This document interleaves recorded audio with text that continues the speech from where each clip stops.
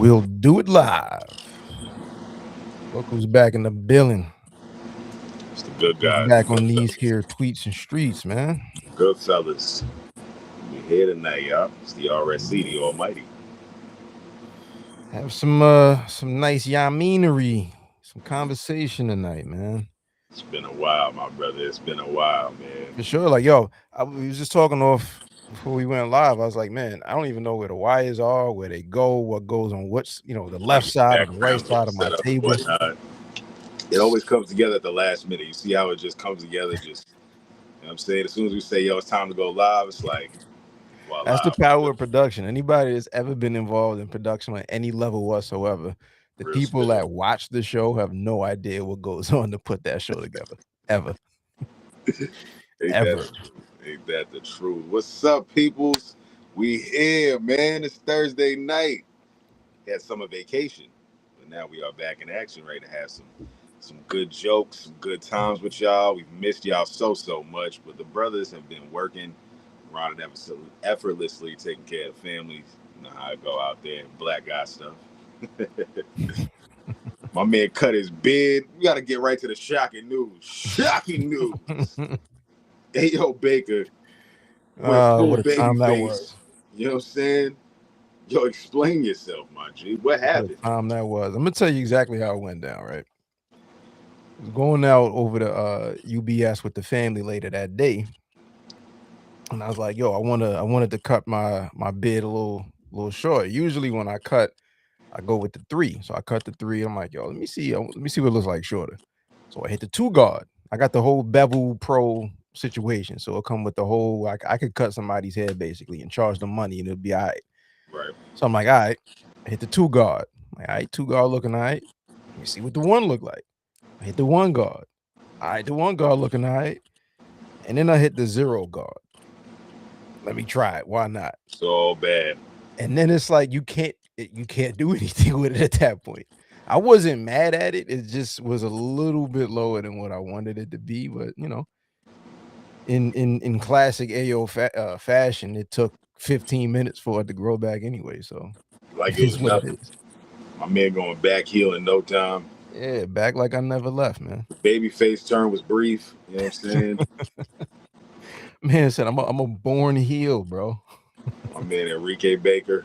Heel maneuvers. It was super tres leches out here, bro. Super duper. How many people stopped you and was just like, hey, I know you from somewhere. Nah, you know what? Like, legitimately, that happens, beard or no beard. Like, it happens all the time, like all the time. I remember, like, I was back in, this might have been like my old college weekend job when I was a waiter at Miller Ridge Inn in Hicksville, Jericho, Hicksville. Shout to the Mills. Yeah, I was a waiter there. The whole staff is Dominican, Puerto Rican. They thought I was one of them. They just like, yeah. As soon as they saw me, I'm like, I understand what you're saying. I just can't repeat anything to you. I can't. This is not going to be a two-way conversation, but no doubt, I know what you need me to do. Yo, this was hysterical, man. But yo, my sister half Puerto Rican, so wepa. I mean, Wepa, papi, wepa. here. Hey, yo, Baker. I mean, The Triple A Baker. but yo, AAA bag is crazy. We gotta actually catch up with AAA like on some like pod joint. We start getting emotion for the fall. You know what I'm saying? We gonna touch. We definitely gonna get over to that side of wrestling because I've been catching like AAA and what they got going on, and that's a later conversation. But it feels like another world. Yeah, I mean, Compared to what's going it on in basically is. I think like I know, isn't Rey Mysterio the commissioner down there or something like that? The general The manager. commissioner, the Undertaker's the booker, Yeah. JBL on commentary with Corey Graves. You just got some really fresh talent that are just having some fun with the luchador style. Got some amazing women in the division that are heating up. You know what I'm saying? The tag team division is solid, and you even got the main event scene where it almost feels like NXT, but the Latin version, like NXT Mexico.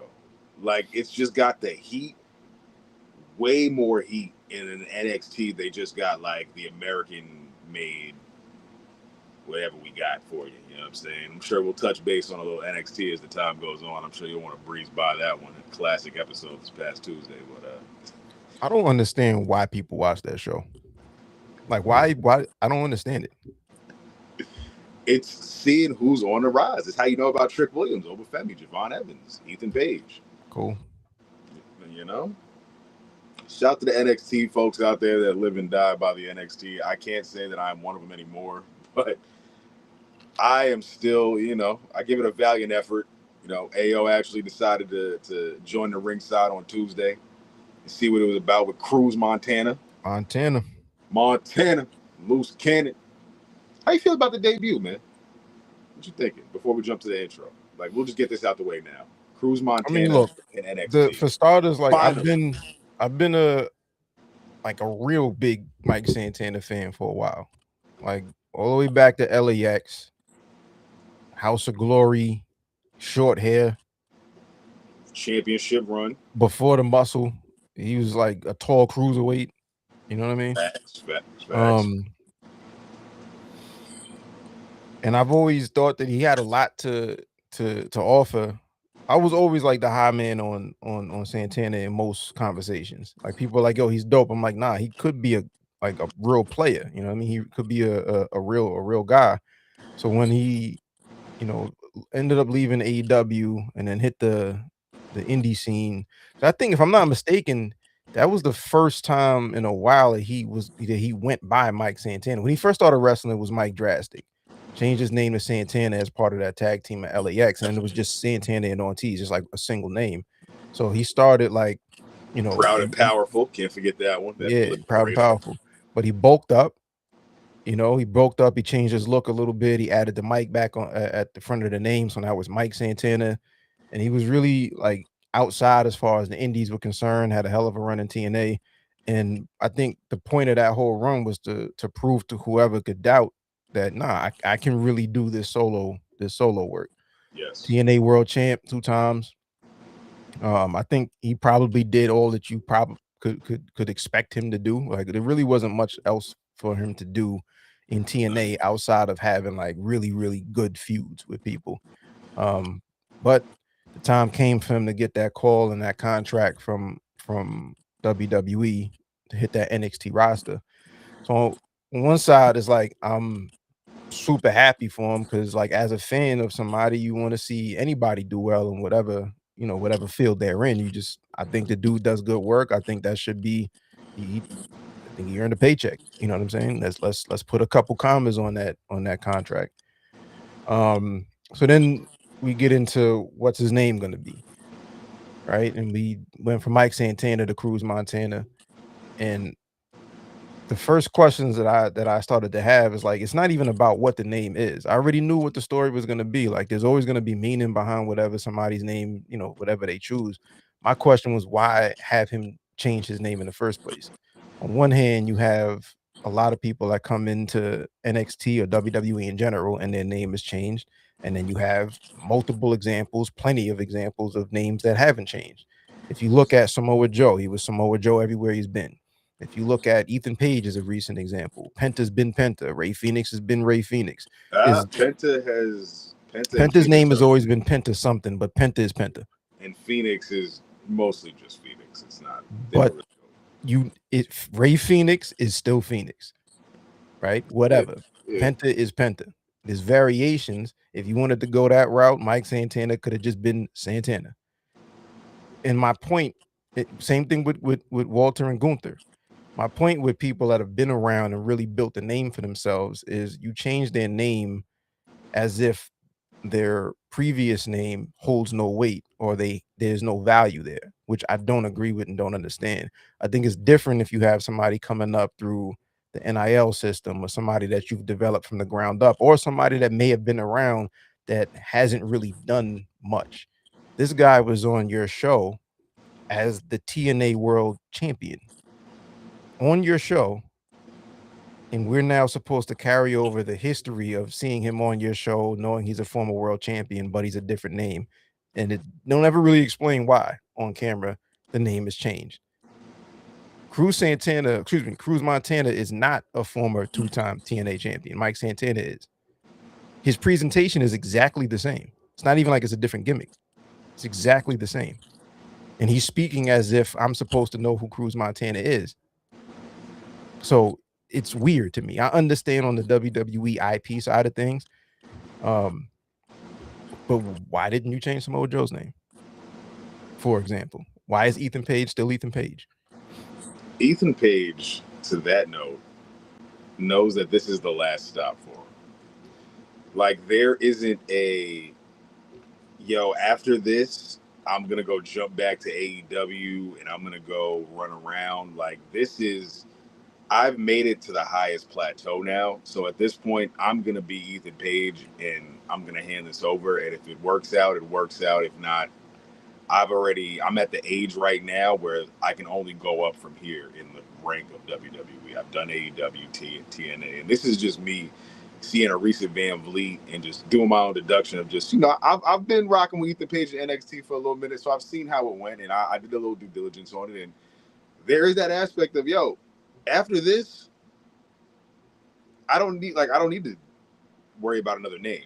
If this doesn't work out for Mike Santana or Cruz Montana, he can go back to TNA or set AEW and be Mike Santana.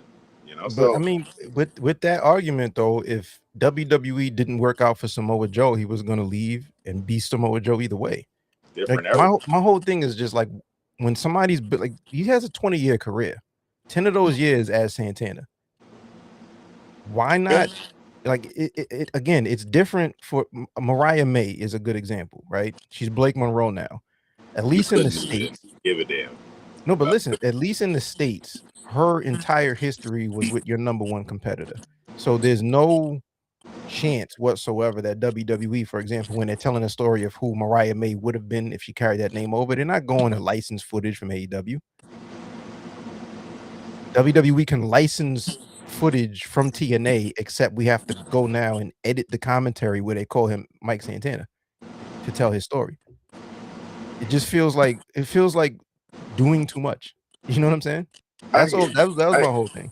People like, oh, so I see people like, oh, now that the meaning of the name is out. He was on Bully Ray. I was listening to we could talk about WWE radio too. So I was listening to that on the way home today, actually. Speed past that one. I don't think it's not. I'm not even mad at it, to be honest. And I'll tell you why in a minute. But like just closing out on this on Santana / Montana real quick. He had an interview with Bully Ray on after NXT, the night after NXT. And he was basically like breaking down, it's a tribute to his pops, but it's more so based on a movie that the two of them saw that he showed him when he was a kid, and he pulled from two characters in that movie, that kind of he related to on a personal side, and it was something big that him and his pops shared with one another or whatever. My point is, like, people were like, oh, now that we know the meaning of the name and where it came from, I feel bad for criticizing the name change. Like, the name was never the issue. It's like with Gunther and Walter, the name was never the issue. Why why ask him to change his name in the first place is the only issue. So whatever. Drop it. Cruz Montana. Do you know why? Do you know why Gunther got the name changed? No, I don't. Vince McMahon did not want his top foreign menacing heel being called Wally. Wally, what's the problem with Wally? I don't want you giving my top foreign menacing heel babyface a cute little nickname. I don't want you calling him Wally. He's Gunther.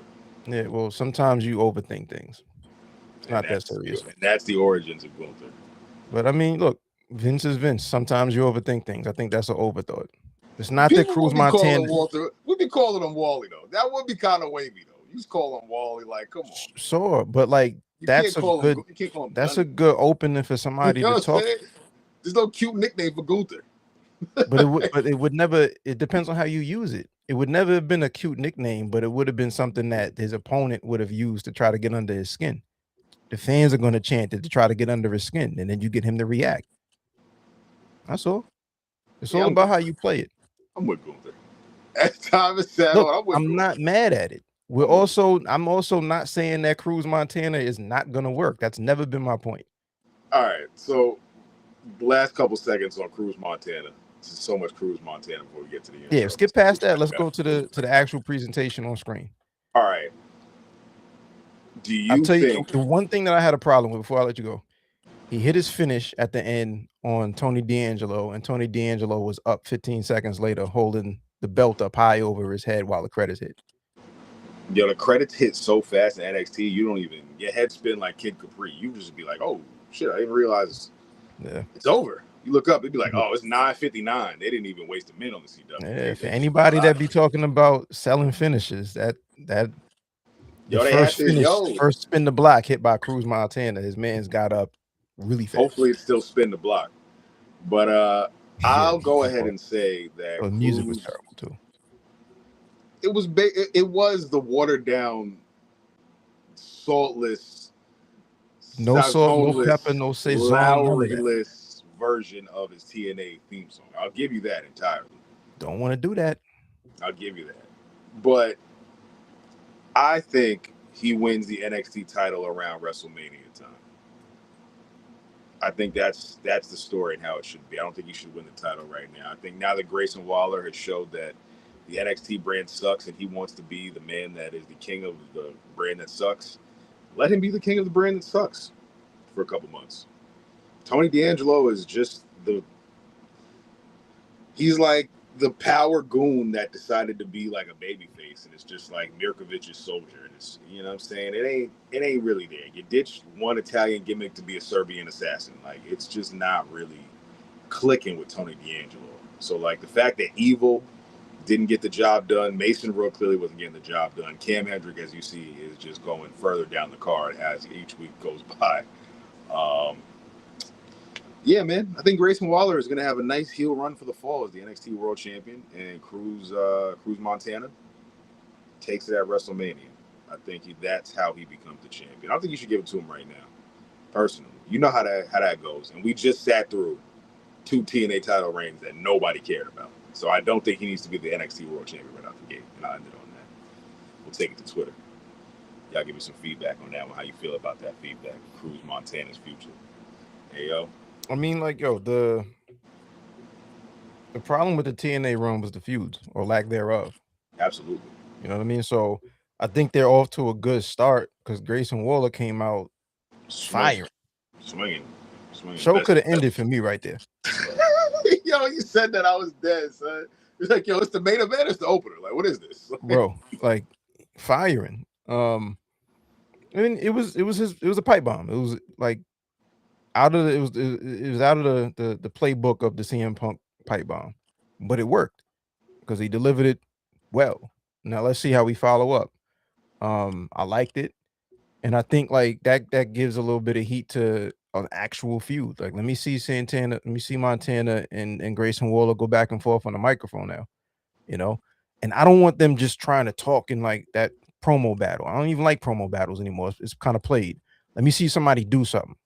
You know what I mean? Let's push the action a little bit. Want to do something. You're gonna want to get busy. Yeah, so I'm with it. I'm rolling, and I think that could be something that, you know, they revisit once a title is actually around one of their waists. You know, later on. They could end up we start with an really actual feud to where it gets personal, and then we got some attacks, and now we got some other mind games being played or whatever. Be creative is all I'm saying. They could be very good for each other. I feel like this is a good thing. Like, I'm looking at the positive of this. You know what I'm saying? Like, the men's NXT main event scene, as you see, is horrendous. Grayson Waller cut the same promo you've been cutting for months. Boy, I've been saying it. You follow me on Twitter, Chad_Law. You know I've been saying it. The NXT men's division is weak sauce. So the fact that Grayson Waller, of all people, which I do find it funny that his former tag team partner, is actually a main event guy with a belt, a part of a faction, and he's the one who's regressed back to NXT. But I still find it amusing. I find it amusing, but I still like the promo though. Like, when you dissect some of it, you just be like, but Austin Theory is a little bit higher on the card than you, and you taking these shots. But I get where you coming from because you angry. You've been below sea level with the news. Like that bitterness came through. It feels a lot like, obviously the CM Punk thing is there, but it feels very much like a Paul Heyman play. Not that he's involved, but it feels like something he would do where this is coming from a real place. So now we got to dial it up. Like, this felt like it would have fit in very nicely on ECW TV. You know what I mean? That kind of thing turns, you know, a bottom of the card type of guy and somebody that the fans can actually rally around. You I know what I think mean? so That the too. fans really start to like buy into, like, oh man, I'm upset too because I think that he's really talented and he hasn't been given a shot. Now you got that, Yo, fam, 20 minutes groundswell on the of fans that CW want to network support that. just won mad people over, including you, who doesn't even watch NXT. And I'm sure the last time you saw Grayson Waller, you changed the channel. So it's just like, I have no idea when the last time I saw Grayson you know what I'm Waller. saying? So it's like You the know what I fact mean? that like That's what I know surprised me also was like, maybe some other people knew he had this in him. I did not. So wow, this okay. I'm rolling. for a division that needs it, yeah, I'm I'm rolling. So we'll definitely see. Like, look, I gave my one NXT episode a year quota has been hit, but I will tap in. I will be paying attention next week just to you see got what's a reason happening. to. Cruz is here now, so you know what I'm saying. You got some, you know what I mean. One of your guys is in NXT Yeah. now. And I'm happy for him, bro. I'm happy for him. Like, look, we got we have all of the obligatory complaints out of the way. Now let's see what we could do moving forward. Week 2 and moving forward. You know what I mean? But I think it's a win, bro. It's a win for that New York indie scene. Because look at the people that the tree that he comes from. When you talk about Homicide, talk about Eddie Kingston, you talk about Amazing Red. The list goes on and on from some of the people like that cloth that he comes from. So that's a win. You know what I mean? Peace Before to we the jump to the intro, BG Dub. What what up, up, family? BG Dub, the Geysers? Yeah. Before you switch over to the intro, bro, this thought just popped into my head. Mm-hmm. What do you think? I was gonna say Miguel Santana. Cruz Montana. Cruz Santana. Gonna take Cruz. me a very long It's a time. tongue twister. I Pause. got Just merch crazy. that has his name on it, bro. You got to be the guy that just puts the tape over it and then just puts the new name.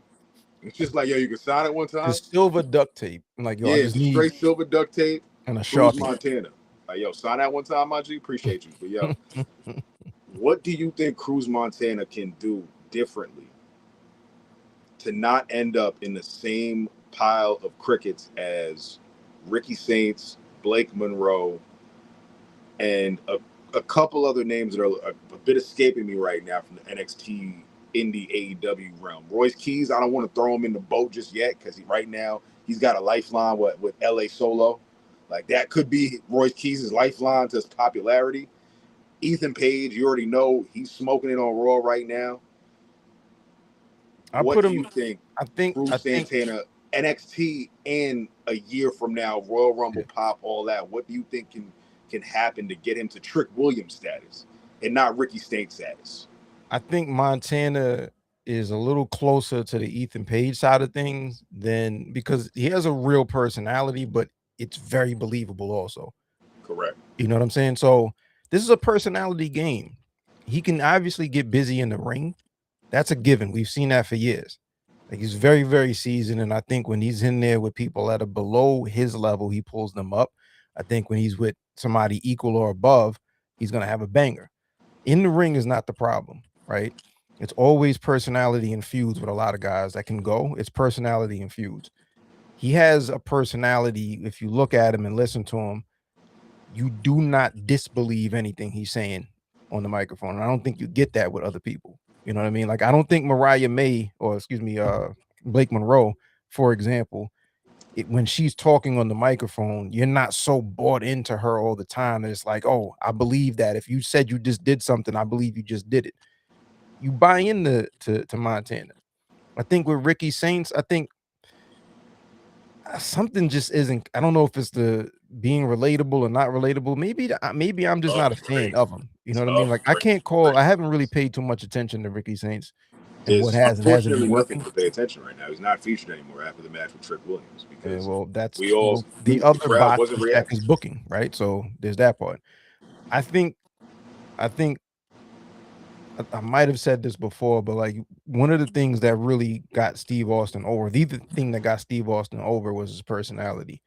And not saying that it's a comparison, like they have the similar personality, but there's a similar impact. Like when Cruz is talking and there's an intensity and he's making eye contact with the camera, looking right down the lens, that's what Austin had. It's a different type of personality. So I Right. think he needs to be in situations where he can show that off because there was a humor to Steve sometimes, even though he was dead serious. Because I can't believe somebody just said that, you know. But it's What? yeah. What? I mean, even way before that. This is like you know, maybe even before he won the King of the Ring, because he was having that conversation like very early on when he just turned in, when like, he just took the Stone Cold moniker, and he was on commentary and he's talking or whatever. And this was back when they would record one and then take the second, episode of Raw. So the following week's episode is already in the can. And he was watching back one day and noticed a lot of the stuff that he was saying on commentary was being edited out. So he brought it up to Vince one day. He was like, Vince, I'm bald. I wear black trunks, black boots. If you take away my personality, you're editing out what I'm saying on the show. If you take away my personality, I can't compete. But if you give me my personality, I can compete with anybody in the world. He's told that story a billion times. King of the So Black. that's what's actually gonna I think win him over as far as or win the fans over for Mike. And from that point, it's really just is he in situations that you know that give him a platform to be able to show his personality off. And Now, that's the Steve booking part. Austin really won us over is some shorts that you could get from the beauty supply store for $6 a pack, son. Like it's crazy. No name on the John, just straight black Bro, trunks, he was out knee there in braces. Hanes. The most sparkle he had was the vest. But there's never been a personality that people bought into more so than that. Yeah. So that'll show you it ain't really like you can put all the bedazzle, whatever on it. It ain't well, I guess cute. Who are you? You know what I'm saying? Who are you? Why should I buy into you? So this ties in to Cruz Montana. We're going to say that you're going to develop a character, my G, that we're going to really buy into and believe in. We're going to see you have the NXT World Title. We're going to see you on SmackDown doing the funny faces backstage with the camera, pretending that it's not there. It's going to happen. You know what I'm saying? We're going to have Cruz Montana versus Roman Reigns. I don't want to sound such a Cruz Montana ball wash session, but I just want to shout out the good guys from NXT, man. Bro, it's gonna be. You know what I'm saying? I think it's gonna It's be a dope. good It's ride, dope bro. to see the rise. You know what I'm Yeah, saying? Pause. it's good. I'm bought in. I'm bought I'm in. with it. I I'm with it. mean, why don't we go ahead Let's run and the do intro. something we haven't done in a few months, and that, my friend, is gone and get this show started. Peace to y'all, it's the Ringside Club Paul. A.O. Blame Boogie, Chad Law. The power's back, triple power bomb. The big dog trio in the stream, y'all. Go outside, hit the venue guard. It's all love when you see us, Lord. Back to the pad, on air for the pod. Ringside Club, intro to the squad. Let the show start.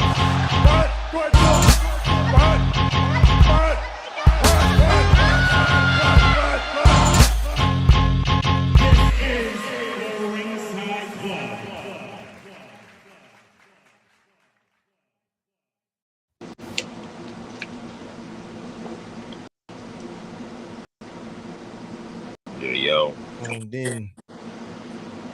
I'm here. My camera. Yeah, I mean your screen is black right now, brother. What is happening? Not sure. We got some technical difficulties. While we iron that out, we get Chad back up. Oh, Big snap. screen. We're back here, man. Thursday night live. Man, I'm you good, heard. Chad? I'm I still got heard. locked back in because it's still All black. right. All right. I'll hold it down solely dolly for a second, man. We're back here. We haven't been live in quite some time, but if you tuned in right now, this is the Ringside Club. Chad Lowe will be back in a quick second. My name is A.O. Baker, man, the Ringside General, the signature mover himself. We have a lot of good things to talk to. SummerSlam coming up this weekend. There we go.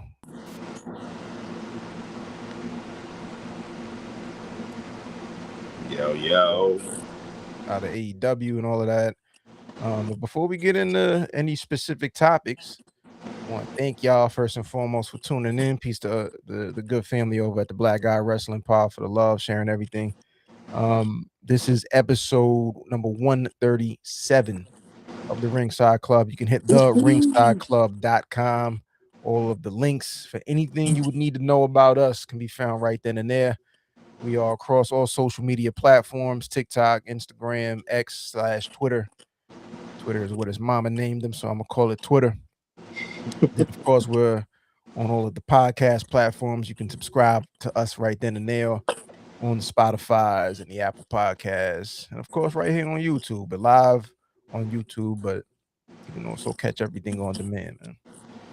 So, with that being said, before we even do introductions, I just want to direct everybody's attention first and foremost to this banner right here. This little this Knicks champion. We haven't been on since the Knicks won the title. That's actually kind of wild. I mean, we did haven't have a been on summer since the break. Knicks won the title. Took the summer off, you know what I'm saying? Quick little summer break vibes for y'all, but we back now. The Knicks won the chip. You see the hat. You see the way we moving. Big New York energy. Take a drink. Take a sip. Man, look at this gold medal right here, man. Had a nice little 9.6 mile run from Yankee Stadium to Citi Field a couple days ago, this past Saturday. You know, so my boy running the clubs, man. I mean, shouts to World Fair Run Club, shouts to Team Weight by. Team Weight by. I mean, but yeah, man, it's A.O. Baker. Follow me everywhere at I am A.O. Baker, man. Peace to the good sir birthday. Peace to the good sir Blaine Boogie. Peace to the good sir Ron the Don. Chad, what up? Please. Kid Chad Law, CHAD, LAW, the RSC Lieutenant. You know how we moving over here, man. Right now. Feeling good, man. You know, we got a good show for y'all tonight. A lot on the agenda right now. I think it's actually going to be pretty solid to see, you know what I mean, a couple people in the chat. Shout to y'all in here, rocking with y'all. And yeah, man, SummerSlam 2026 is coming up. 2-day event, Saturday and Sunday. It's looking like a pretty fun card. I know we pulled up SummerSlam 02, so I'm gonna bring this up real quick. We can quickly just reminisce. This is like a lot of people's pick for, you know, at least in the runnings for best SummerSlam ever. And this is relevant to us for more than one reason, because this took place at the Nassau Coliseum. Anybody's been tapped in earlier this year. We had that Nassau Coliseum series, the Coliseum video series, where we're talking about some of the biggest events that have gone down at the Nassau Coliseum, because both of us originate from the big LI. So when I brought this up, when I found this this graphic right here, it brought back a lot of memories. This is my favorite Shawn Michaels match, by the way, and that's the return match. It was a no holds barred match. Triple H and Shawn Michaels. Shawn came. This was supposed to be a one-off. It was just him and Triple H getting the bad blood out. Low and cut. It ended up, low cut HBK. Yeah, he had the soccer mom haircut. You know what I mean? He came in wrestled in jeans, didn't even have any gear. Like, he really sold it. This was just going to be a one-off, and it ended up being such an amazing match that ended with Triple H taking a sledgehammer to the back of Shawn Michaels, back of his, I think his back, because he was coming off of the back injury and all that. So that was dope. This was also the coronation of Brock Lesnar. He beat The Rock for the world title that night. Really capitalized on being the next big thing. Amazing. It was some really, really solid. That Kurt and Mysterio match also was a banger. You know what I mean? There's some heat on this card. What are your memories of SummerSlam 02 from the Coliseum? It was really seeing Brock Lesnar win the undisputed title. Your mic is a little low. I don't know if you want to lean in or whatever. You hear me? Yeah. Brock Lesnar winning the undisputed title, I think, was probably one of the dopest moments, just because you just didn't know it was going to happen. Yeah. You know what I mean? And against The Rock of all people. I think, like, he built that momentum up. And remember, if you remember, so many people at that time were like, they were booing The Rock. They were tired of the act at that point. Because he was in and out of the company. Yeah, this was right before he was going back to Hollywood to make some films. And when he came back with the leather full Hollywood Rock, persona, really getting in the following months. Yes, yeah, exactly. But around this time, people were tired of him, and they were looking for what the next big thing was going to be. No pun intended. It ended up being Brock, and lot of cheers when he won that. I think Rey Mysterio popping up, opening match, Kurt Angle. That was legendary off top because Yeah. if you didn't know Rey Mysterio, you weren't familiar with Rey Mysterio at the time, well, forget about it. You know what I'm saying? Who's that jumping out the sky 619? This was before Booyaka Booyaka. So Yeah.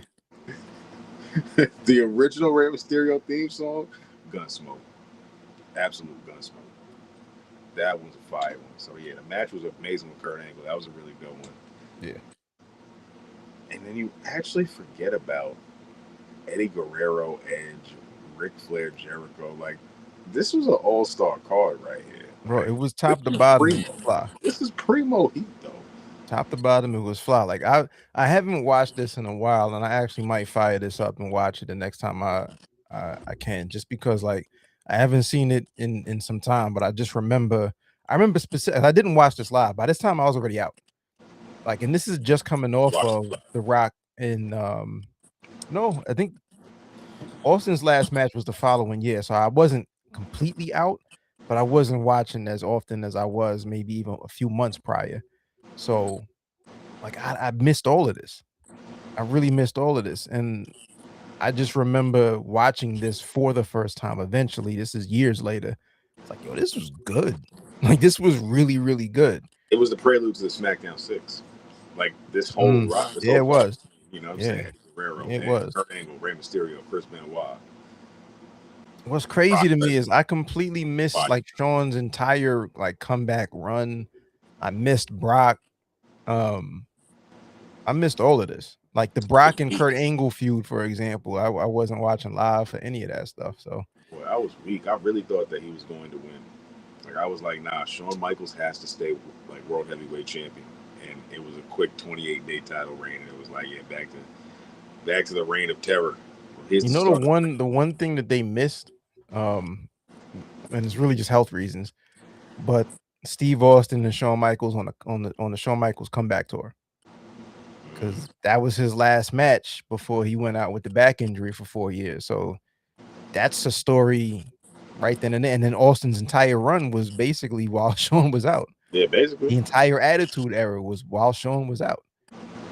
You know, but like arguably like the DNA of the Attitude Era was Shawn Michaels at that time and Bret Hart. Both of them took no part in the Attitude Era. None whatsoever. Yeah, so but yeah, just wanted to really quickly just bring this up just because, you know, again, Nassau Coliseum, we talked a bunch about that, but when we talk about heat, SummerSlams that have some heat, this is top of the list right there. SummerSlam 02 from the Coliseum. Saturday. We have a 2-night SummerSlam event that we are gonna run through real quick. First of all, night one. Real quick. Some of these I tell you, like the Brock and Oba. Huh? We'll speak on it as we go through the card. Yeah, Brock and Oba. We have Punk and Cody for the title. We have Liv Morgan and Io Sky for the title. We have Gunther and Nick Aldis, which serves to be very, very interesting. That's going to be cool. We got the Usos and Jacob Fatu against Solo Sikoa, LA Knight, and the formerly known as Powerhouse Hobbs, now known as Royce Keys. And then we have Fatal Influence against the Bellas and Paige. What are you looking forward to the most? Let's start there. As far as night one is concerned, which of these 6 matches are you looking forward to the most? Nick Aldis, Gunther, and the LA Knight Solo Sikoa faction ruin. Mm-hmm. Easily top 2. Cody and Punk. I could really. It's like if Punk's gonna go heel, cool. It gives Cody something to do. It's like that period when people tuned out from the John Cena and like a nausea of him being in the main event. And I'm a Cody guy. I love Cody. I'm a Cody crybaby, but it's just that parallel of there's always QB1 in the main event. You know how this is gonna go. There's a high chance he could actually surprise win, but most likely he's not going to win. But he's also going to continue to chase after the title. So the first match, we just getting this out the way right now. Like we just getting this. You know what I'm saying? We're getting that one out the way for y'all, but we're going to run this back for the next 2 PLEs. So I'm not putting too much stock into that match. The Hell in a Cell with Brock and Oba, I hope it's the end. They put so much emphasis that this is undefeated territory for Brock Lesnar that you know that Oba should win. Will he win? I mean, And let's not forget that this is in Minneapolis, which is, you know, Brock's hometown.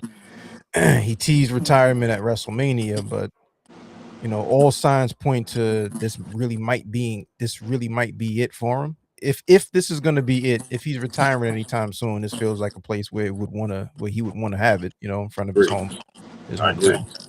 And then the story of this being, you know, a match that he's unbeaten in and unstoppable in, how do you build Oba up any bigger than that?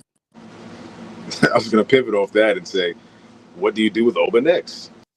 Oh, I don't know. They don't pay me to come up with creative. I have no idea because, like, he's not going for the world title. Do you have him in Gunther? Do you put Oba in Gunther? It's going to be interesting because, like, looking at what they did with Oba coming out of Mania, they had him just doing open challenge matches, and it was like, oh boy. Before Brock came back, let's not forget that challenges, more promos, less open challenges. We ain't even really did that many open challenges. Yeah, but the thing is, the promo stands for promotion. What was he promoting? What was the promotion that was happening? You know what I mean? That's the issue right there. It's like, if there's not a plan, if there's not a feud, we already know we have the momentum. It felt like it could be going off track with those open challenges because it felt as though, yeah, I don't know what y'all want to do with him yet, but you can't take him off TV because he's hot. So I'm hoping that that's not the case. You know, we get past SummerSlam and then we have quite a long way before we get to the Royal Rumble or, you know, any of the other big shows as far as Mania season is concerned. So, but I also don't think that they put him into the world title picture now.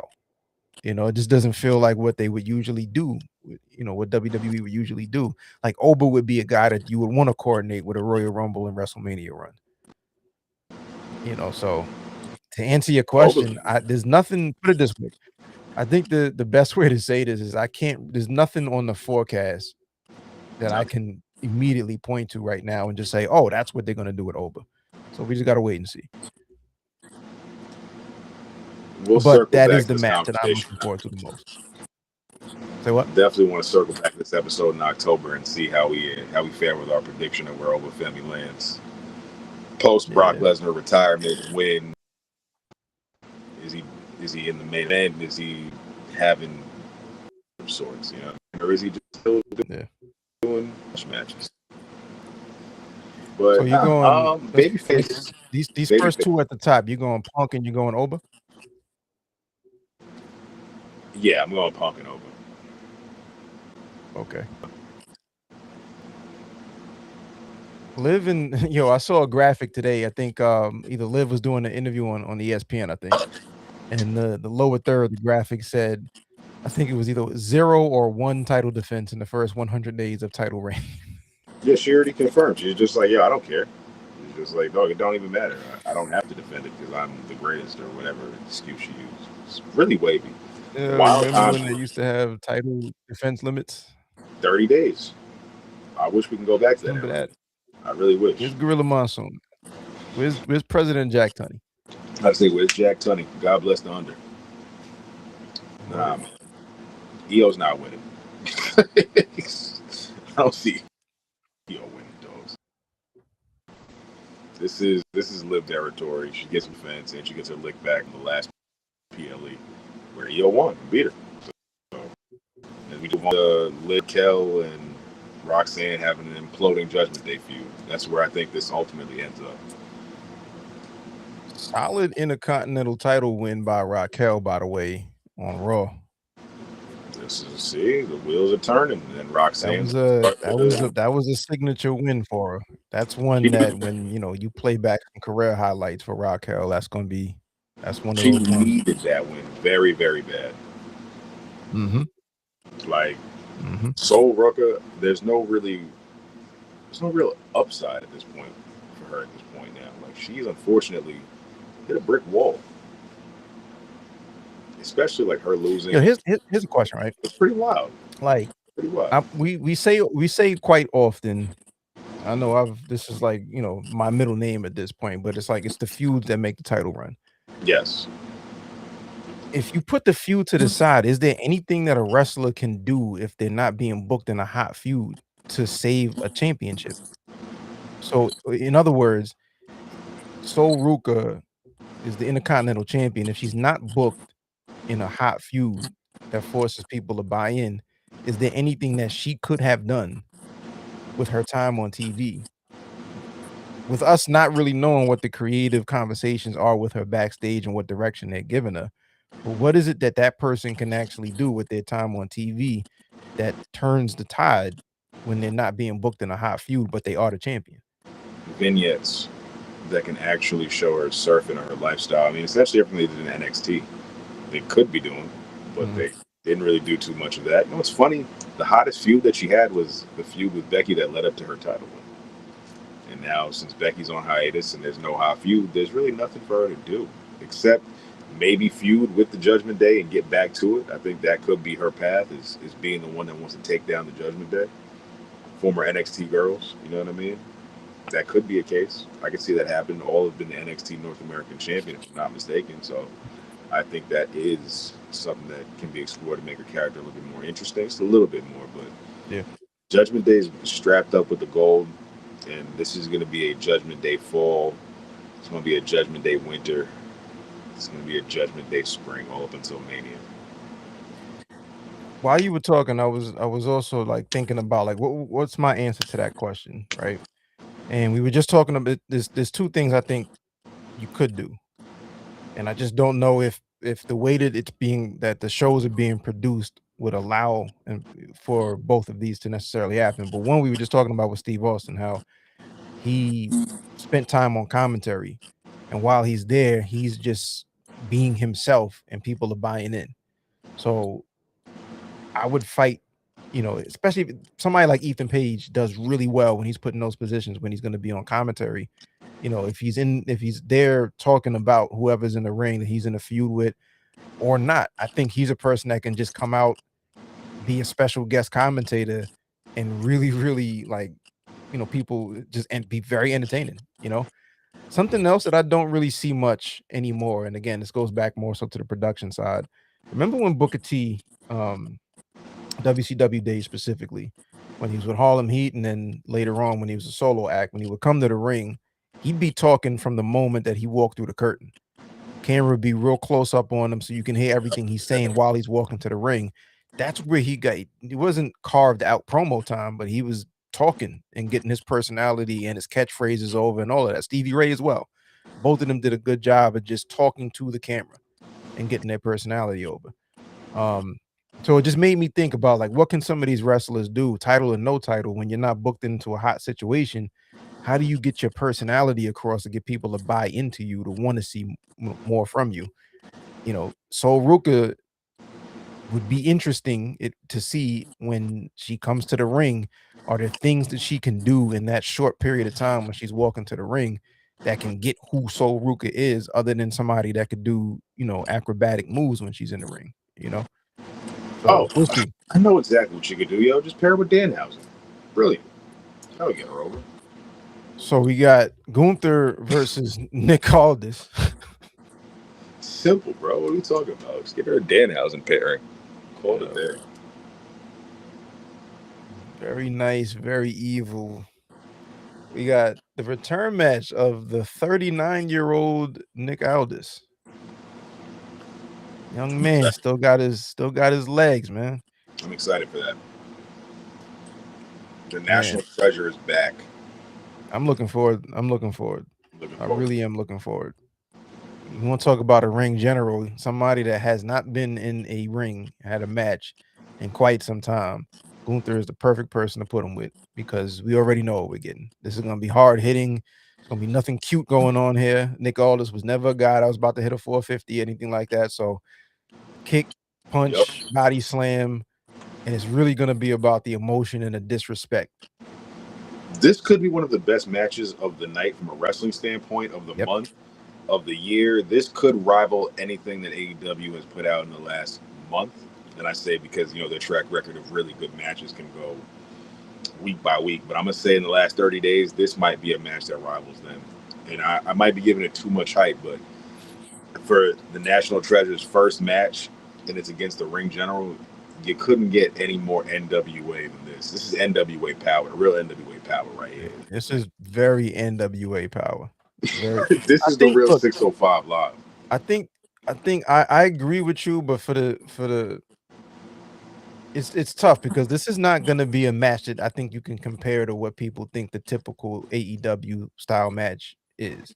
I Like just this mean in is not terms going of to be that. quality. Like it's going to be a really high rated storytelling, intense. Like I just don't think this is going to be a bull spit match. That's why I believe that But yeah, it'll but be I'm saying like rated I high. agree with you, but for a different reason. I just think like if the pacing and the intensity is where it should be for this, because you have real disrespect, right? So now we have a reason why both of these guys want to be in the ring, why both of these guys really do not bang with one another. And keep it simple. These are two guys whose offense is very simple. So we just need strikes and chops and kicks, stuff that looks like, damn, there's a little bit more mustard on that forearm to the face that Aldis just caught. Or Gunther chops Aldis and he doesn't sell it. He chops Gunther and Gunther sells the Right. chop. How often do we see that? Like there's gonna be moments like that I think they can, and it'll be a nice back and forth. But I think this is just one of those, you know, those smash mouth they call them, those slobber knockers that JR will call it. This is gonna be one of those, or it could be. So I think it could be one of those, like one of the most enjoyable matches, on the card, if not of the season, for that reason. Like they're gonna have a real simple back and forth, and I think it could be fun. And I think a lot of people are gonna be surprised. Like not everybody was really tapped into to Nick Aldis, so a lot of people are gonna Former be looking at him Magnus. for the first time too. Former Magnus. Magnus. But I was TNA. rolling. I remember when he was the NWA champ for a long time. He had a long reign. Yo, you think he's Him gonna and be? Cody You went think he's back and gonna hold forth it with down in that. the ring? Huh? You think he's gonna hold it down in the ring moving forward? Well, if I'm not mistaken, isn't part of the story that because he signed that contract, he's no longer the GM, right? Is that a temporary thing? I think that's TBD. They gotta explain those murky waters just a little bit. Yeah, because like I looked at it from the standpoint of if he signed, the way I interpret it anyway, if he signs the contract, you're basically quitting this job to take on a wrestler's job. I don't remember hearing anybody say that once this is up, your job is still open for you to take. So maybe There's we no do see more continuity. of them. Yeah, I There's think it absolutely could no. be. I think it could almost be like a damn, what's my name? My man on commentary in AEW. Eric Bischoff has had multiple matches as a commissioner and GM of Monday Night Raw. There's no continuity here. He is Well, definitely going to be out. I was just gonna say, like, I thought it could have been like a Nigel McGuinness type of thing where he's on commentary, but he's still an active wrestler, but he's Right. not a weekly wrestler. He'll pop up on a couple of ROH shows, in pure matches here and there. Maybe, they treat Nick Aldis like that at the beginning, at least. I don't know. I just don't know who. I just don't know who becomes GM next. You know what I'm saying? Like, where does that even go? Mhm. Like, where would that even go next? You know what I mean? Like, now we Yeah, gotta I don't have. know. There's no way to forecast. I'd be making something up right now. I don't know. Yeah. But it's gonna be a great match, nonetheless. Excited for that match. Nick Yeah. Aldis, the Ring General. Yeah. Last two matches here. Oh, Multi-person I'm tags. going Gunther. Oh, for sure. For sure. Nick Aldis is not coming back and beating Gunther. Be kind of I think wild if he did.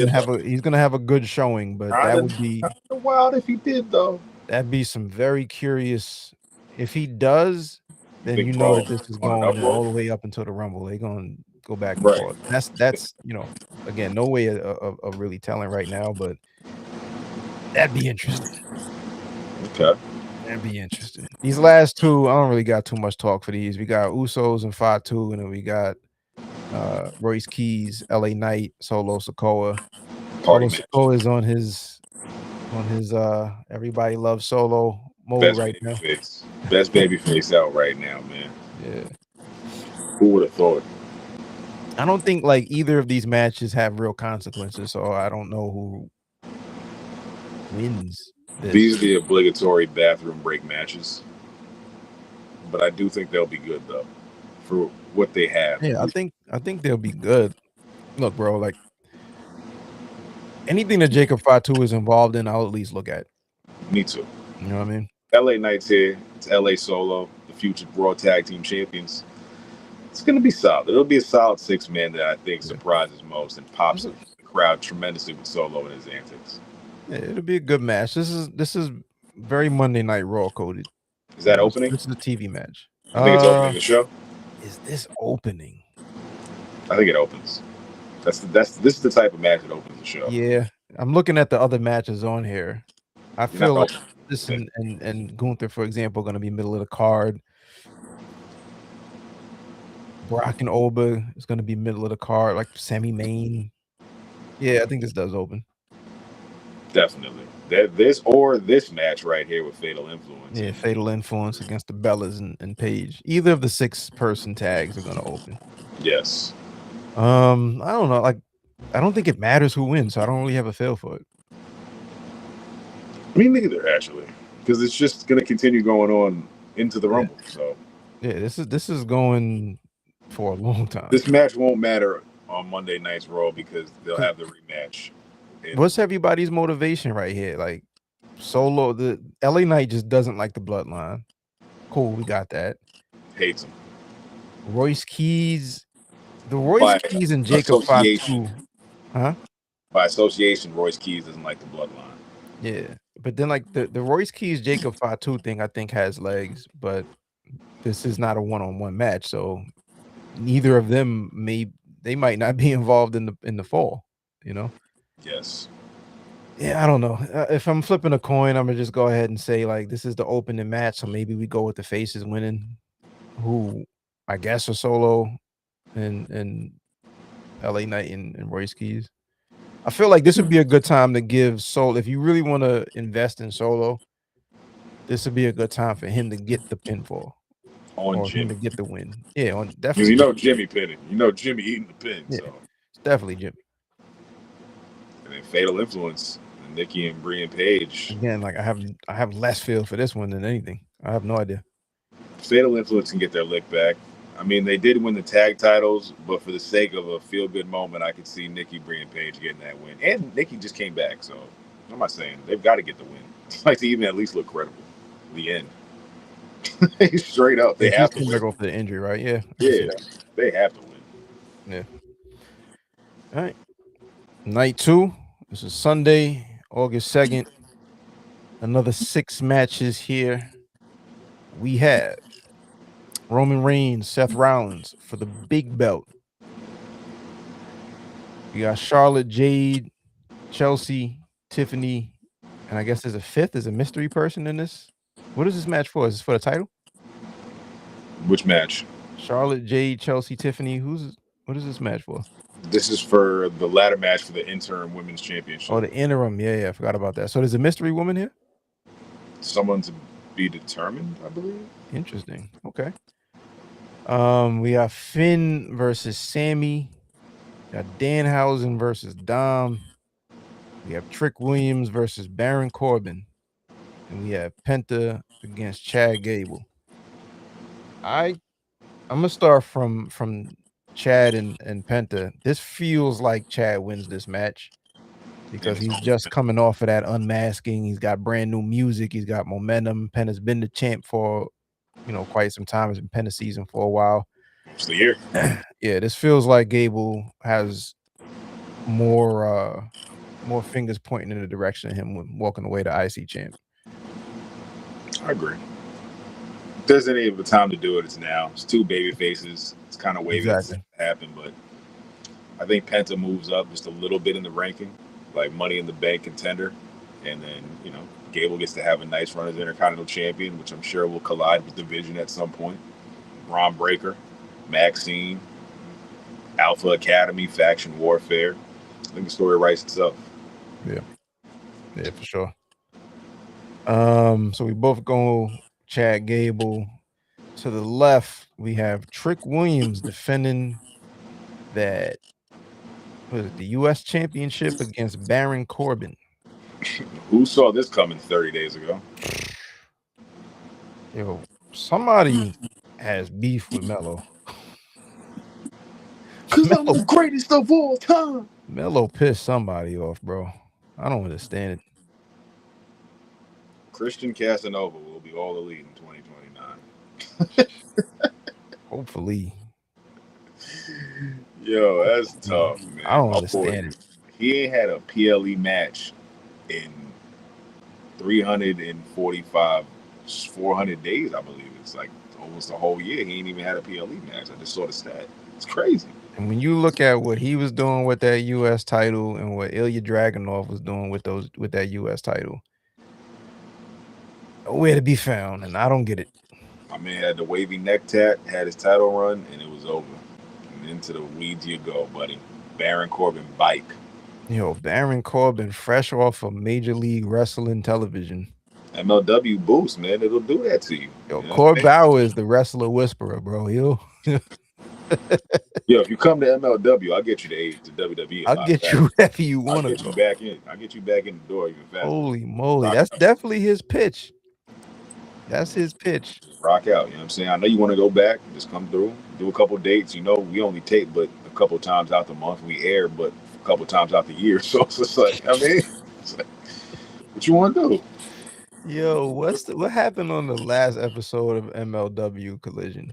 I want to see. What's the name of the show?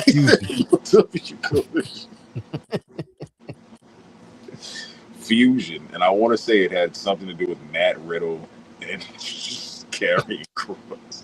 I think Karrion Kross is still the champ, right? I think Killer Kross. Killer Kross, Matt Riddle, and who's the Japanese dude that is just never going to retire? That's been the champion all over MLW. Soji Kajima. Soji Kajija. I'm sorry to be butchering the name, but I think it's Kojima. Yes, Kojima. It's just a lot of those same, and Mads Kruger. So it's just like those same vortex of names. Yeah. And Shotzi. So that's MLW for y'all. For a brief MLW recap.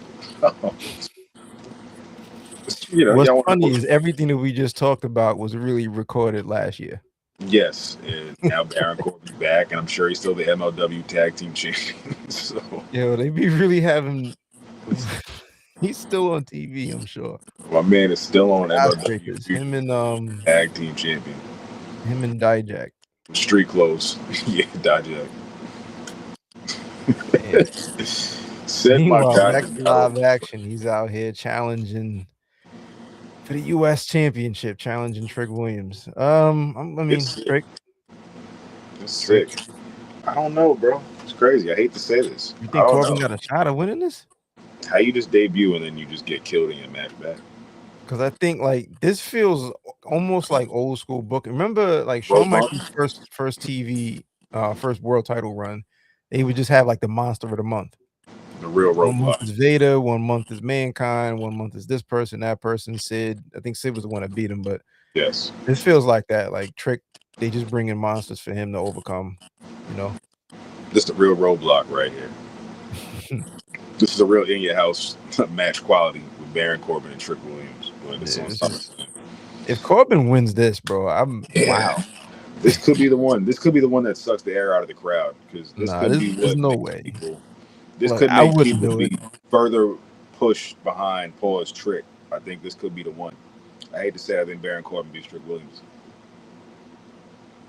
This might be the one. This might be the only one that we disagree on because that'd be a rough one, bro. I'm gonna go with Trick.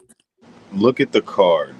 There's only one projected title change because we know the main event. I don't see one happening. We'll get to that shortly. But if both mid-card men's title change hands, that's noteworthy for the night. If one changes hands, I think we'll all just be like, this was an okay card. Night 2 wasn't really that exciting. But if both change hands, I think it'll make news. I think it'll make headlines of Baron Corbin just beat Trick Williams? What? Yeah, I think Trick retains. It's tough for me to buy that all of a sudden out of nowhere Baron Corbin, unless there's like a swerve here, which I don't know what the swerve would be, obviously, but I think Trick is popping right now. I think this gets Trick into position for Money in the Bank if he loses. This could be the one that kind of gets him over. Yeah, but like Him and Penta. Like, I I think I think think this is gonna mirror. I think they will mirror each other this fall. This is a fitting graphic. I I think think this is the the Easter Money egg. in the Bank scene does more for Penta right now than it does for Trick. Because Okay. Trick is not winning. Like, I don't think either of them win the Money in the Bank, like off top. But they will be a hot favorite, like the LA Knight hot favorite of Right. them. But I think there's more of a letdown when Trick doesn't win that briefcase. There's more of a letdown for Trick because then it's like, well, back to the US title you go. Penta, I think Penta's a little different. Penta Penta's a could little be. different. Penta is the like creeping around with the Money in the Bank, but I think that could be pretty That would good. be fly. I That would just be don't. fun. Yeah, I don't think either of them win it. But I think like I think there's more expectation, like realistic expectation for what they're going to do with Trick because everybody sees the level of star that he is and the charisma and all of that. You come out the gate being compared to The Rock, people are expecting big things. You know what I mean? So I think like it's a bigger letdown if he loses the US title to Baron Corbin. That's a hard one to have on your jacket. I And then think all this of a sudden, a couple months down the is line, what will he be doing at Mania, for example? I think this would be, if anything, this would be a really dope time for them to really turn the heat up on his feud with Melo because there's so much history there. But when is Melo going to be on pay per view? You know what I mean? Baron I Corbin think they more keep over than Melo at this point. Oof, That's it. oof. And I don't think they want to. I don't think they want to burn Melo's light. You know what I'm saying? I don't think they want to do that just yet. Not just yet. Having him go against Trick Williams right now isn't the best of move because Trick is so damn over, bro. Like he eclipses Melo, and at that point, Melo has to go heel. But I think he's still trying to be a tweener, and I don't think it's working clearly. So you go with the heel that is working, which is Baron Corbin, who's going to suck the air out of the whole arena when he has nefarious activity that causes a win over Trick Williams. I'm going to say that out now. Nah, you can't do that, man. Give us It's a like, man, reason to I care wouldn't about be Trick. surprised. Like, for example, we know that Big Cass is on the way back. I wouldn't be surprised if Big Cass is next in line for Trick. I think he's on Raw. I don't know what show I don't know what show any of these people on, man. He's popping up on Raw. So I think he's gonna Penta's on Raw, right? So all right, Intercontinental's on Raw, and then US is on SmackDown. Well, anyway, I'm going be Trick. next. That's fair. We can get this out the way. Finn and Sammy. I don't know. Sammy, Finn. cool. Next, Danhausen and Well, Dom. the winner is the number one contender. So that's Oh, why winner of Finn and Sammy is for the number world title, WWE title. the WWE title. Yeah, number one contender. So I think Yeah. this is going to be Finn. Okay. So I think Finn has to win. This is just like him and Punk. Punk wanted him on the brand, and this is just the callback to Elimination Chamber's world title match for the WWE title. Sammy's got a longer story to go. Yeah. Okay. So all right, I'll probably roll with Finn then. Danhausen and Dom. Who cares? I just hope somebody punches Danhausen so bad that he just gets unconsciously ill and just has explosive diarrhea. Cass took Melo's spot. I hate it. I agree. Yo, Mimi, what up? I agree, man. Out of nowhere, man. They just be bamboozling my boy Melo out of nowhere. He rolling for a little bit. Time, man. He's the greatest of all time. That's what he said. That's what the theme said. Crazy times. Yeah, Danhausen, Dom, like, get this Danhausen. You see what WWE does, bro. Like, you have a little fun thing, and all of a sudden we just gonna murder it, run it into the ground. You saw what that not I didn't see, by the way. You hit the chat, Book hit the chat, matter of fact. I was like, this might be the worst segment I've ever seen in my life. Nah, it's bar none. Like the joint with Danhausen and Joe Henry might have been one of the worst parts of wrestling television in the last 365 days, and we watched some bull spit. bro. A lot of I promotion. had It's pretty bad. I was doing some work and then I put the radio on. I put WW radio. They had a simulcast and just listening. I wasn't even watching what was happening. I just heard it. It's like, fam, what do All they bad. have people sitting through? All bad. It was really bad, bro. Really, really bad program. Danhausen needs to stop being so over. I really don't want Danhausen to be on my television as much as he is. And it's At crazy all. where Dom is at. Like where Dom's at right now on Raw as opposed to AAA. Insane night and day. Yeah. But Yeah, they did too much. Too nobody much. takes a It's pinfall. cool for a little LOL here and there. Now we out here, he's duetting with your boy Hendry. Another guy, by the way, who kept his name. Nobody But takes a whatever. pinfall. I don't think anyone takes a pinfall here. Well, obviously because the match stipulation, it's on a pole match, so nobody takes a pinfall, but it's just going to be a lot of goofy, nefarious activities. That's my best Yeah, prediction. moving past, like, this is, I don't care. Danhausen wins, sends the crowd home happy in Minneapolis. I mean, if nothing else, this is definitely, like, Dom could lose every match for the rest of his career. He's going to get the same reaction. So, And he still go to AAA and be the man. exactly. He's the man down there. Who wins this 5-way? Who's the interim champ? Charlotte, Jade, Chelsea, Tiff, and whoever the mystery woman is supposed to be. First of all, do you have any feel for who is going to be this 5th person in the match? Don't even matter, to be honest. Becky Lynch. I'll go Becky Lynch. This is between Jade and Charlotte, basically, right? Yes, essentially. Like, I'm not even gonna like joke around. I'm not even gonna like just, you know what I mean, just sit here and be like, let me think outside the box. That's the feud that's happening. That's the feud that's going to happen. It's them two. It's either going to be Jade or Charlotte. And I think it's going to be Jade who gets the dub to be a 2-time women's champion. Let's do it. I'm with it. Black champions. Get it. Let's do it. Yeah, I agree. Like, this is essentially down to Jade and Charlotte, and then I think we should get Jade and Charlotte going back and forth for a little bit, just with that title involved now. Right. You know, that's a match that a lot of people have wanted to really buy into and see for quite some time. So let's get Jade and Charlotte moving. But yeah, Jade takes this. And in the main event, we have Roman, we got Seth. I'm so tired of hearing about. Boy. Look, I would never book Roman to beat Seth. Ever. Like, if I got the pencil, this is the one person that Roman has to retire knowing he could not beat. Hold on one second. I have to actually go believe the dragon real quick. Get this thought out one time, and I'll be right back. Yeah. So Roman Reigns very famously has not been able to beat Seth Rollins for the entirety of either of their careers since the Shield broke up. You know, since they've been on opposing sides, Seth is the one guy that can not only, you know, get underneath Roman's skin, unlike anybody else. We've seen Roman just be very sloppy and make bad and poor decisions because he's leading with emotion when it comes to Seth Rollins.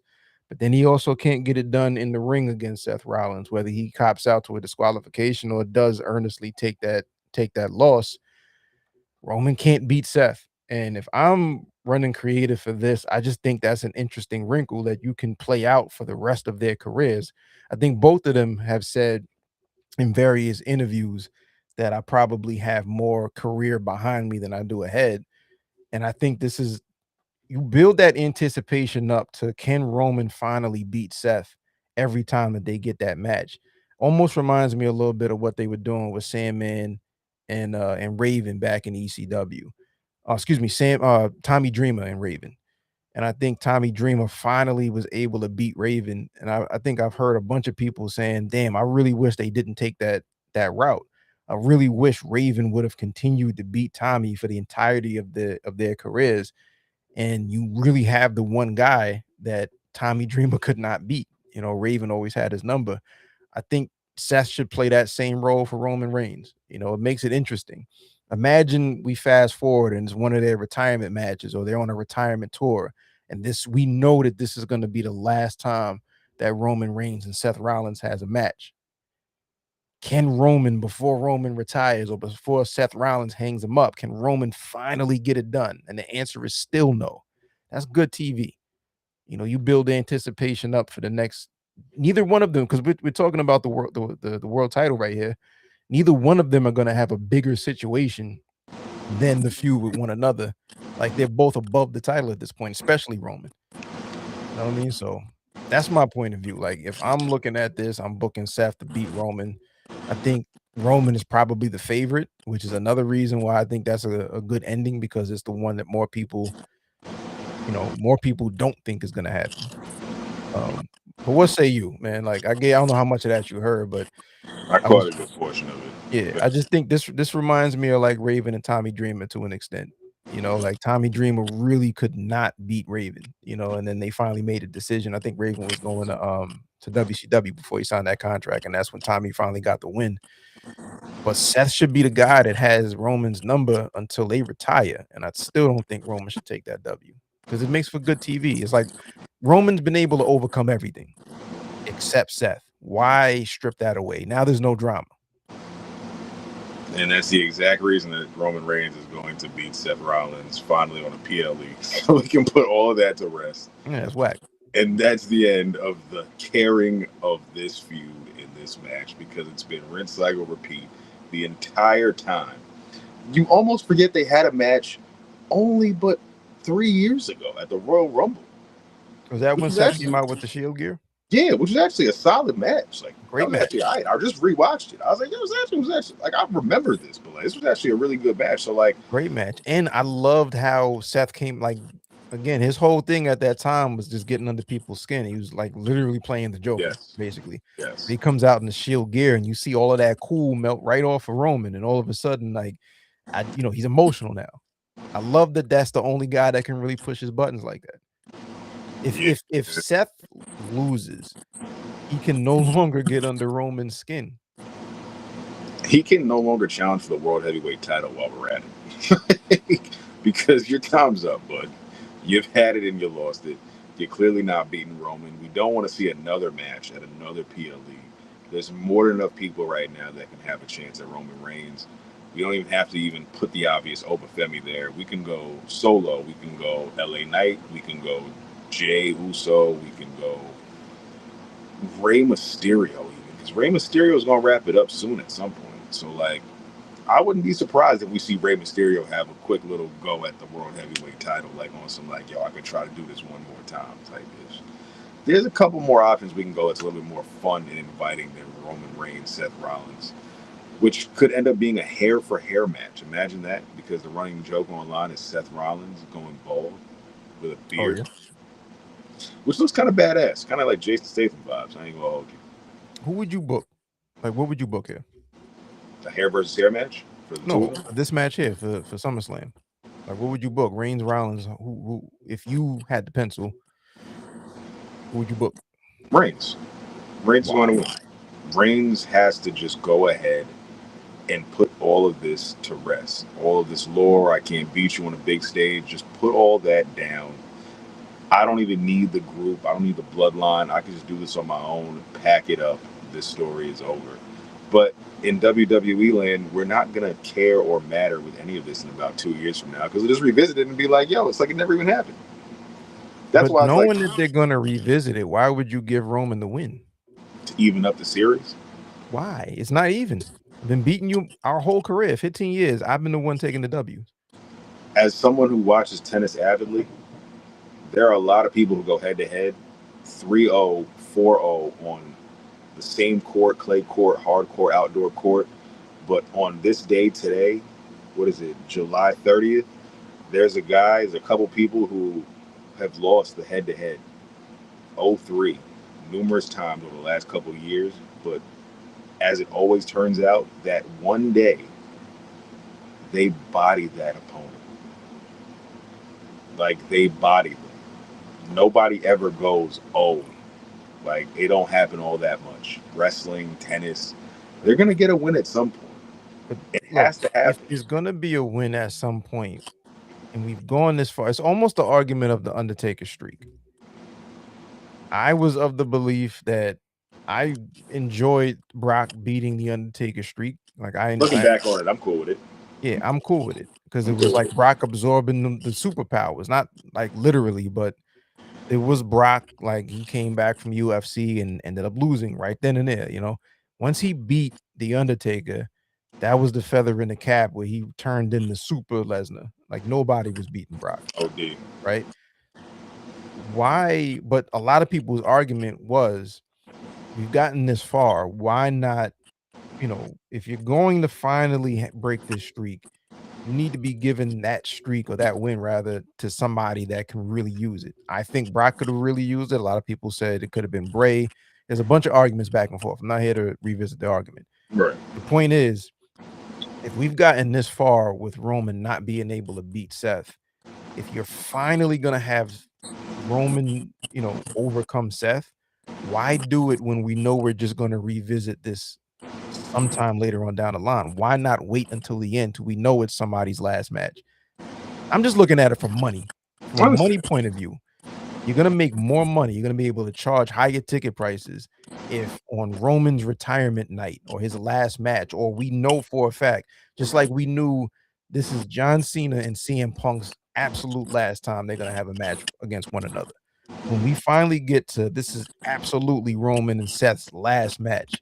If Roman still hasn't beaten Seth at that point, that is way more money than if he beats him on Sunday and then they have another match later on. What are the stakes at that point? A title? Okay. okay. That's my argument why I would never have Roman beat Seth if at any point it'll be the last time they have a match against one another because there's money there. So much money that's going to have to sit on the back burner because Roman Reigns is taking that W, my boy. Yep. It's over. There it It's goes. the Rollins, man. I'm gonna go with Seth though. I'm gonna go with Seth. You're going with What we Roman. from Seth out a champion again, man. A world champion again, dogs. We just did this. We just did Roman too, but we just did Seth too. I feel the We same just way did it about again. Roman. What's the difference? New belt, new time, new reiteration of the bloodline. There's better nothing new about the challenge bloodline, right bro. now. There's nothing new. It's a new version, man. It's not. It's a new generation. It's not. Bloodline, new gen. Come on. No, it's not. It's not. It's not. You got Jacob Fatu, man. Come on, man. You know what I mean? So It's not. it's There's just nothing more new about the going on. Like, what is Seth going to do, man? Like, what he going to do with the world title, bro? Like, I don't want to see him fight Braun Breaker in the Division again. I really don't. I don't Look, want to see him go have a rubber match with what either of these with guys Roman do Reigns. with the title, I don't want to see him have another match with Jey Uso, bro. what Like, I'm there's saying is nothing I don't left. really care about what either of these guys do with the title. I worry about that on Monday. I'm not really too excited about, you know, the like it once Roman is done with Seth, he's just gonna feud with his family. Cool. We haven't seen that before. So my point, I'm not talking about where either of these guys go. I'm just solely thinking about the feud between these two. They playing out, you know, little 30-second videos every other commercial break about the history, about the Shield, about this, about that. That's all I'm thinking about. But I will go with Seth. I'm going Roman. And that's SummerSlam That's tonight. SummerSlam. That's night 1 and night 2. Take a drink Real of that. quick, before we wrap this show up, about an hour 23 in, Good timing. Dark Side of the Ring just came back not too long ago, about 3 weeks going into the 4th week. Those first 3 episodes, excuse me, not the 4th week, but the going into the 4th topic, because the first topic was 3 episodes. We talked about you know, Jeff Jarrett, the formation of TNA, his whole relationship and the different struggles he's going through. And really, when you talk about, you know, influence in wrestling, Jeff Jarrett's name, I think the impact of those first 3 episodes, I think when you start talking about influential people in wrestling, I think now that story has really been laid out and told the way it was, Jeff's name is going to be brought up a lot more moving forward when you talk about people that influenced the game, because TNA would not exist had it not been for that guy. And they laid that story out, and then the challenges that he had, you know, even within the company and finding funding and going from this suitor to that suitor. And once Dixie was involved, Dixie basically ran an angle, you know what I mean? No pun intended, because it was Kurt Angle's, you know, ex-wife, but Kurt and Mrs. Angle at that time were already separated. You know, they were already getting their thing together. I I remember times. Yeah, and then Dixie just ran an angle like, "Oh, it's inappropriate. Got to send you home." And she took the company over and brought the Hogans and the Bischoffs in, and hard times, baby. It was a nasty time during that period of TNA, yo. Like I was a TNA guy throughout the early 9.99 pay-per-views. When Jeff Hardy made his debut against AJ Styles, that was the first time I bought a pay-per-view for TNA, and I was just like, "Oh, I'm here." Yeah. They went to Spike shortly after, and I watched the rise, and I've seen the ex-WWE guys come through. Some did good. I feel like sometimes Dark Side of the Ring kind of gave it a little bit of spotlight of like, yo, they were just like wastes like Kevin Nash and took money. But it's like, yo, Christian Cage turned his whole ish around going to TNA. Like, completely turned his trajectory around of being a main eventer and someone who's capable. You know what I'm saying? Kurt Angle, beast mode, Perk Angle. You know what I mean? You can't beat him. What a time that was. Amazing, amazing catalog he had at that time period, bro. Like him and Samoa Joe, coming off of the back of Samoa Joe pause and everything he was doing in Ring of Honor, to know that he was going up against a guy that had WWE in a chokehold for the last 5 years, bro. Watching that live was insane, my dude. Like insane times. Like TNA forever gets my love because I got to enjoy wrestling at that period, watching that happen live on Spike TV on a pay-per-view for TNA. Like TNA has some great moments, man. We can never forget that. TNA brought us some historic moments in wrestling. Not just WWE, but wrestling as a whole. Facts, and so much credit specifically about the formation of that company to go to that man Jeff Jarrett. But that was a great. I learned a lot. That was a great, first 2-3 episodes of this season's Dark Side of the Ring. We got into the brutal match between Samoa Joe and the Necro Butcher, and the way that they laid that out about, Samoa Joe being disrespectful to some indie guys and Necro Butcher taking issue with it, and None of flipping which, it around. Huh? none of which that Joe cared about. Joe said, "Yo, I'm here to get some ass." I took that booking to get some ass. Just wifey is in PA." verbatim. But I thought it was a cool thing because Necro Butcher for me is a guy that I've heard his name, but I don't think I've ever seen a Necro Butcher match at all, nor heard any real like Necro Butcher stories. So this was kind of cool to actually just learn something, actually hear him talk. He seems like a guy that is like a pretty chill dude, for the reputation and the style of matches that he wrestled.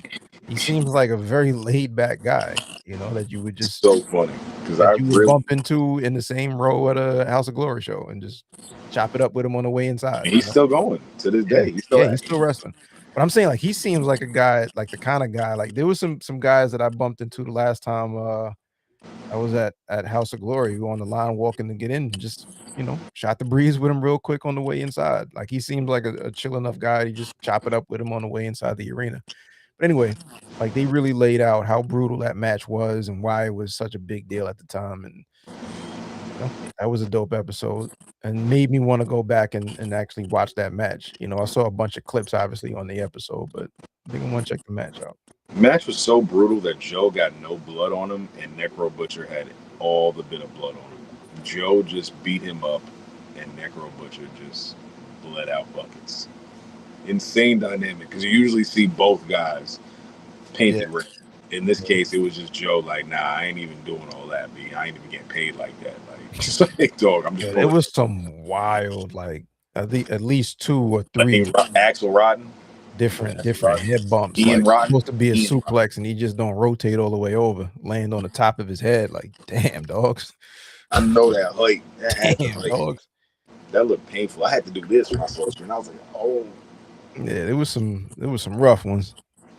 Like, but that was that, and then finally this week's episode was on the Big Boss Man.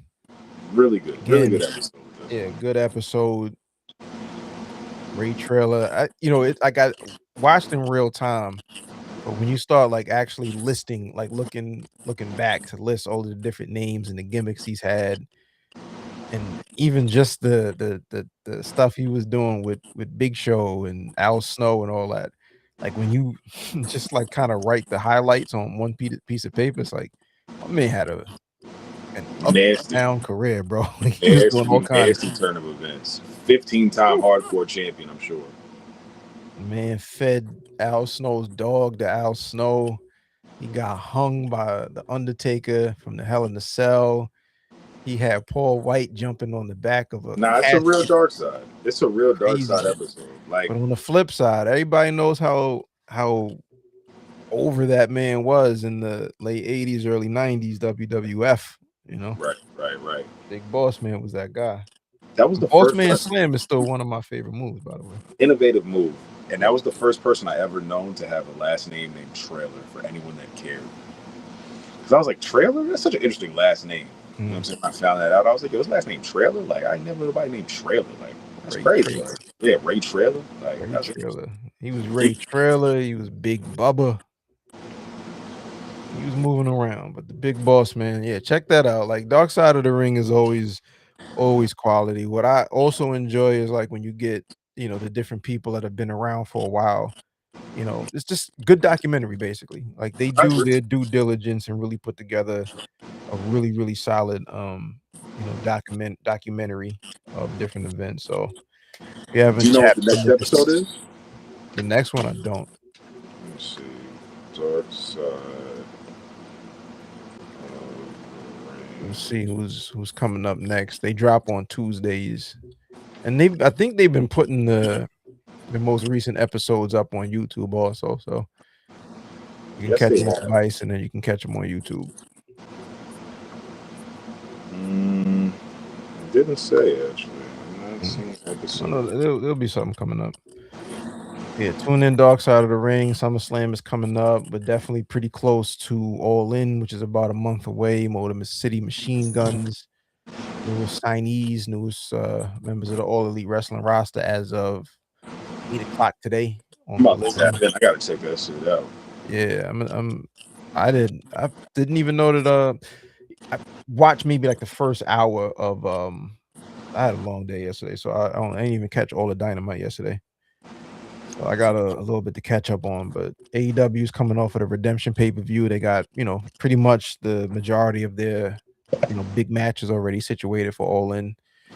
So that's gonna be a dope show that I might not, there's I got something else going on that day too. Or might, hoping not, but TBD.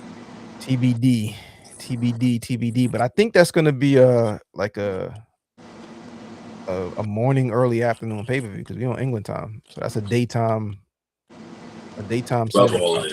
in. Love all in vibes, Love man. All In. Thank God for the bruvs. Cheers to that, mate. Cheers to I that. mean, lastly, before we get out of here, have you tuned in at all to WWE radio at all? Not at all. So what I will say is I've never really been like a regular daily listener of Busted Open or even like the most recent like Pro Wrestling 24/7 channel. But it's pretty much all WWE now. Like all shows aren't really talking too much about anything non-WWE. That might touch on TNA a bit here and there. I think that's to be expected. We saw like, Thunder Rosa notably is an AEW contracted wrestler, but she was on the channel as a co-host or a correspondent or whatever. She's not there anymore. I mean, look, if you're looking for balanced wrestling journalism, that's probably not the place you go.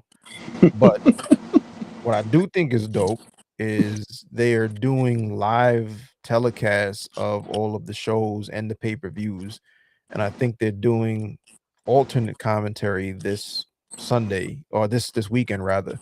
So you'll hear like Michael Cole obviously lead the broadcast booth for SummerSlam, but they'll also have, I think, let's say meet Dave LaGreca, let's say, Bully Ray, whoever is like actual hosts on the channel.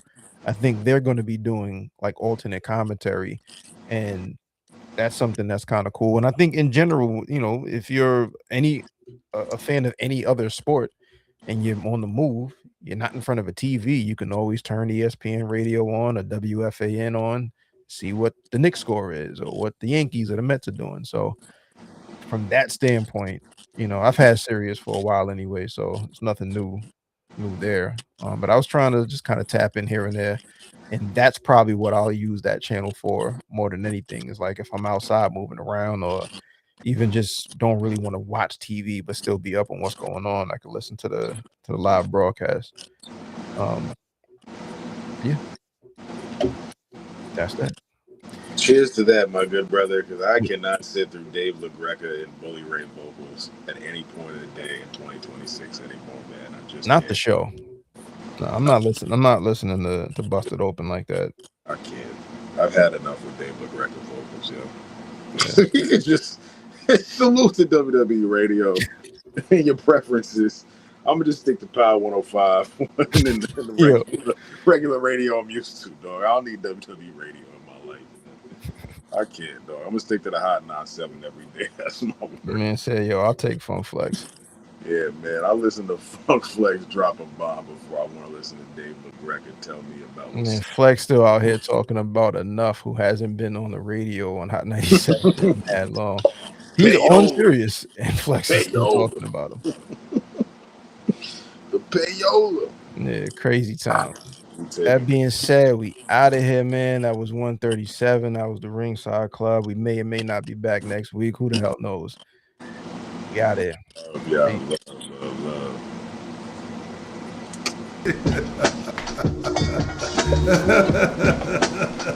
love.